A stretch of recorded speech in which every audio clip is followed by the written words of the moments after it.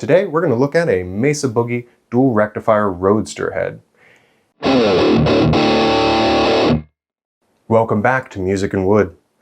Thank you very much to everyone who has subscribed to the channel, and if you're new to the channel, please subscribe, interact with the video somehow. I would really appreciate that.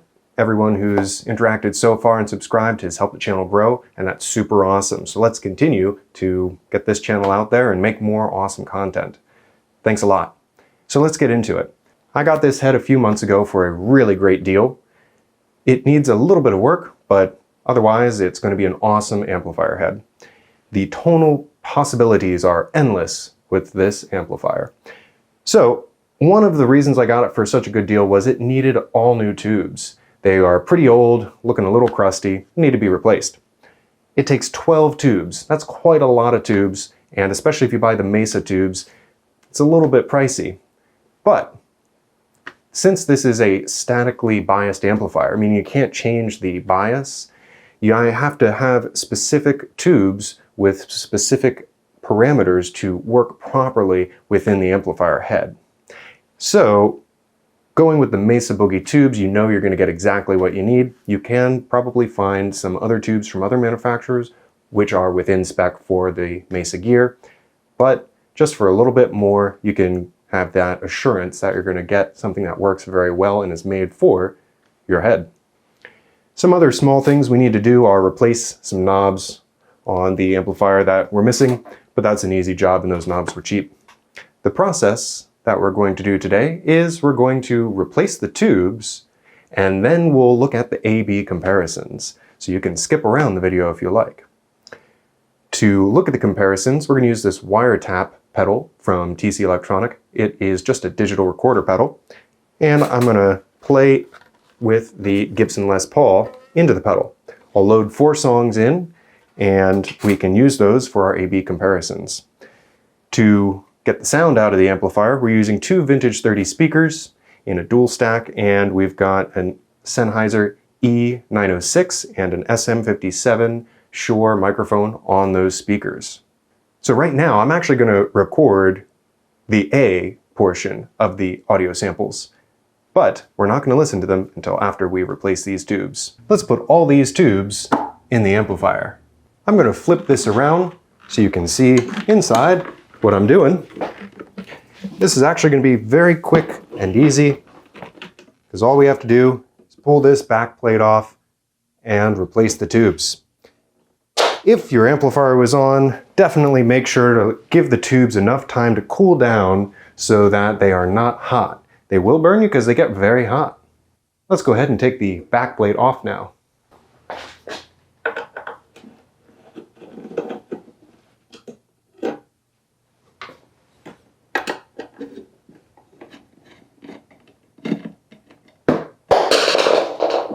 Well, nobody needs a screwdriver anyway. Got it. In here, we can see the power tubes. These are 6L6 power tubes, and we can also see the rectifier tubes over here. Behind them, in the little metal enclosures, are the 12AX7 preamp tubes. Let's pull these tubes out now. They're not hot anymore, so I'm going to grab a rag just in case the tube shatters so that it doesn't totally destroy my hand. We should be able to simply pull and wiggle this tube right out. We're going to pull all of the power tubes and rectifier tubes out first so that we can then access the preamp tubes to replace those.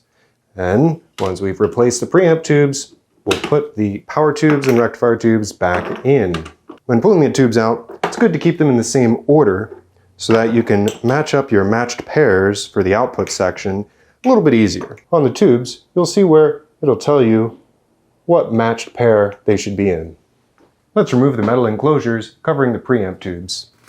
There's one hidden away behind this transformer, and all we have to do is just turn the enclosure, and it's spring-loaded so that it keeps the tube secure, and then just pull the tube up and out with a little wiggle. When you pull the tube out, keep note of the orientation of the tube. So I can see the missing pin here is going on the front side. So when I put the tube back in, since that's kind of a blind area, I'll make sure that the missing pin is on the front side as well. Excellent. We have the first of the 6 12AX7s replaced, and we'll put the cover back on, and we'll move to the next one.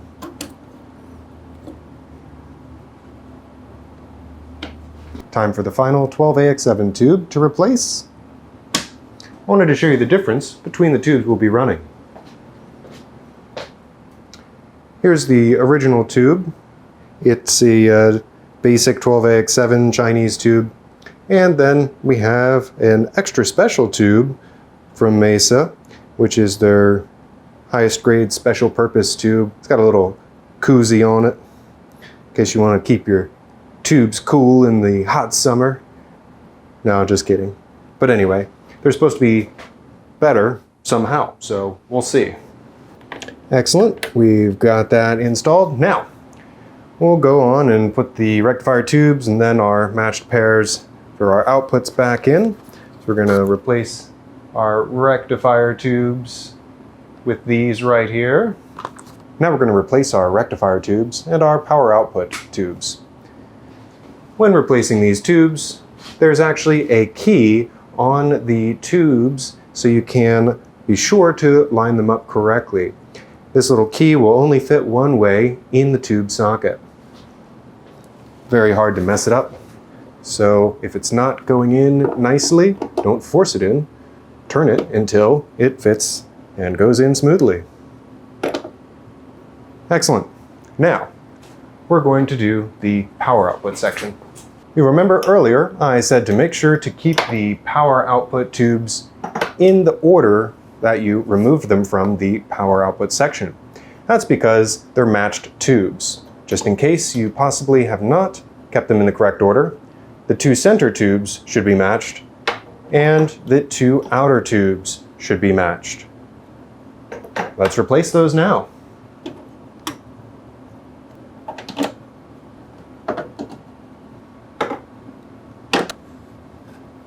Nice. We've got them all replaced. I'll give them a wipe down just to remove any excess grease or oil that I may have put on them. Really shouldn't hurt that much, but I like to keep them clean and nice.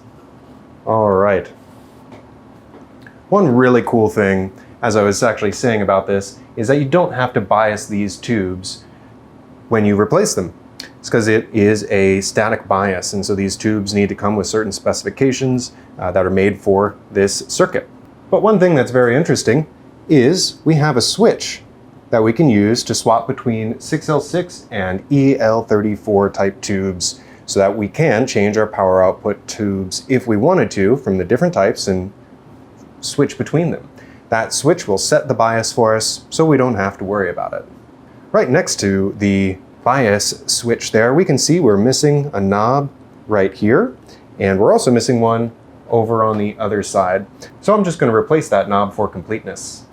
The knobs have a set screw, so we're going to put the knob on and then tighten that set screw. If you were wondering, it's a 2mm Allen. We'll want to line up the set screw to the flat side of the post on the potentiometer and then tighten the set screw down onto the flat side to hold it in place. Great, we now have all the tubes replaced. Let's put this metal backplate back on and then go test out the new tubes.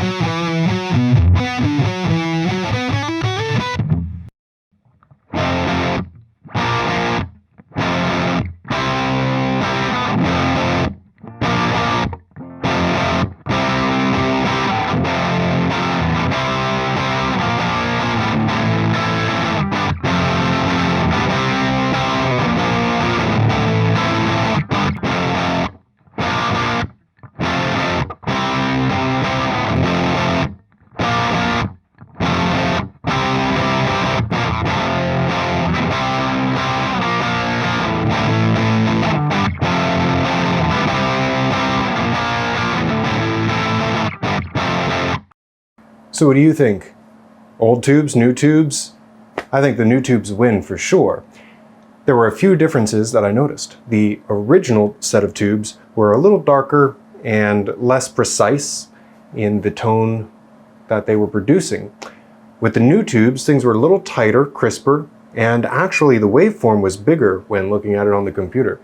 Changing no other settings anywhere, it was actually bigger. So there was more power behind the new tubes. So I'm happy that we were able to replace all those tubes with new ones, and you can replace them now as well. If you like the video, please give it a thumbs up. If you don't, give it a thumbs down or comment below. Tell me what I could have done better. I'll see you next time on Music and Wood.